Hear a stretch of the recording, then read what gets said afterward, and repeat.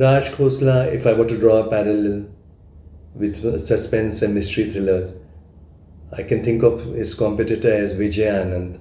Both of them had a fine sense of song picturizations, an ear for music and an eye for visuals, and a keen sense of storytelling and editing. So, for now, I'll be speaking about Raj Khosla's Woh Kaun Thi. It is a dark, rain splattered night. A car comes to a screeching halt on a deserted road, and a strikingly beautiful woman dressed in white appears from thin air. She sports wet tresses, vacant eyes, and an enigmatic half smile. Motorist, कौन हो तुम? She, कोई नहीं. Motorist, कहाँ जाना है? She, कहीं नहीं.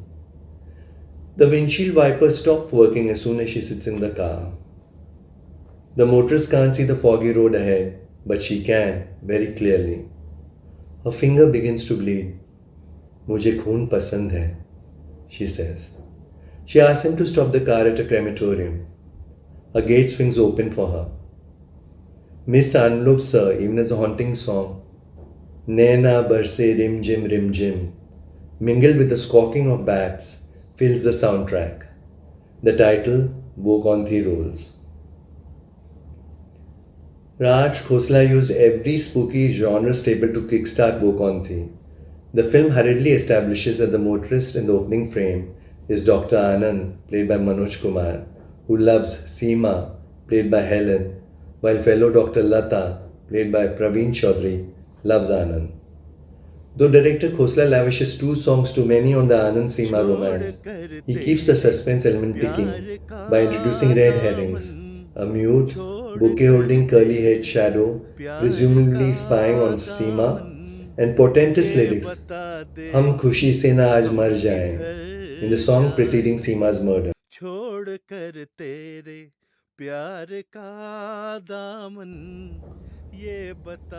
Subsequently, Anand is asked by an emergency midnight caller to visit a bat-infested, cobweb-ridden Haveli.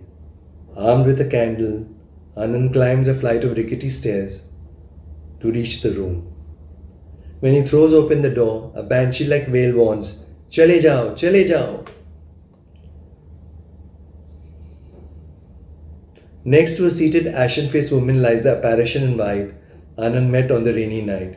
He leaves shaken, but at an inspector's insistence, he retraces his steps to the Haveli. He returns within minutes, but the Haveli has no inmates. Anand, at his mother's insistence, marries a girl of her choice. On the wedding night, when he raises his wife's gungat, he is flabbergasted. It is a woman in white, but she claims to be Sandhya, played by Sadhana, an orphan. Yet each time her husband confronts her with their eerie encounters, she gives a mysterious half smile. In a nail-bitingly tense scene, Anand forcibly takes Sandhya to the haunted Haveli. Khosla frames the opening of the sequence in the Haveli room with Anand and Sandhya. As Anand proceeds towards the bed, the camera accompanies him and Sandhya is edged out of the frame. When Anand turns, the camera pulls back. There is no Sandhya. Yet when Anand returns home, Sandhya opens the door, dressed exactly as he had seen her. Pearl string, printed sari, et al. Moreover, Anand's mother confirms that Sandhya was at home all evening.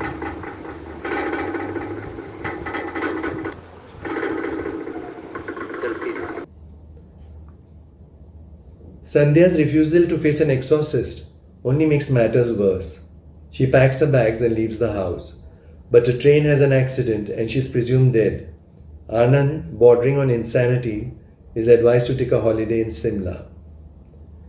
But the apparition in white, is she Sandhya, trudges through the snow-clad mountains of Simla too and sings, "Chala aa mere parwane, wafa ki shamma jalti hai." 4 decades later, or maybe 5, I would still rather not give away the end. All I will share is that the resolution of the mystery, taken with a pinch of salt, is imaginative and involving. Don't expect all the loose ends to be tied up. If you ask how did the car's wiper stop, automatically, scriptwriter Dhruv Chatterjee teasingly offers no explanation.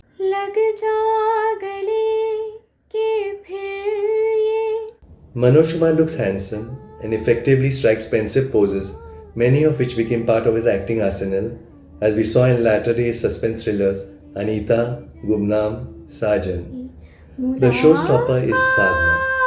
She's enchanting as the wife, choosing to invest the role with an intriguing Mona Lisa like smile.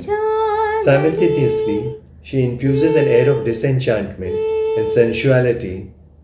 She invites Manoj with open arms when she sings Lag Ja Gale to the netherworld woman. To Khosla's credit, though he repeated Sadhana in a similar double role in Mera Saya, he sharply delineated the two roles. In Mera Saya, the wife yearns for her husband's acceptance and fights for his love, while the self respecting Sandhya of Woh Kaun Thi is a study in pent up emotions and restraint.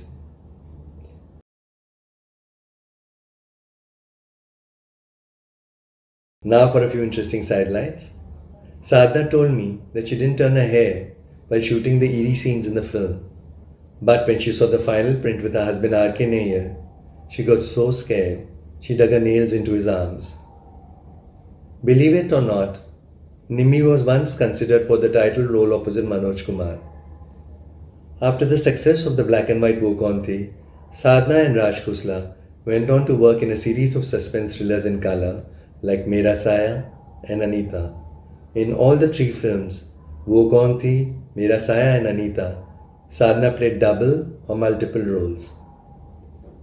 Manoj Kumar told me he designed the film's posters and even offered valuable tips on the writing.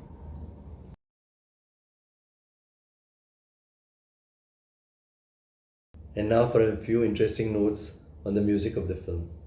An unwell Lata Mangeshkar was unable to record Naina Barse Rim Jim before the unit left to shoot in Simla. Madan Mohan recorded a dummy version of the song in his own voice. When it was picturized on Sadhana, onlookers in Simla were amused to see a Gabe lip sync to a man's voice. The Madan Mohan melodies have become an integral part of Lata Mangeshkar's stage repertoire. To Lata's dismay, Madan Bhaiya did not win a major award for this film. But Lag Ja Gale is one of the most watched songs on YouTube today. That's all for now.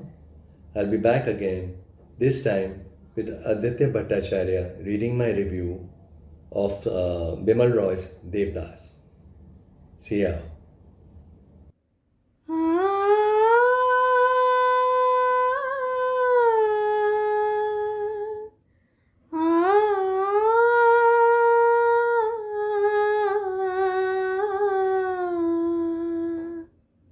Woh Kaun Thi, I wasn't born, but it remains one of my most favorite films that my father made.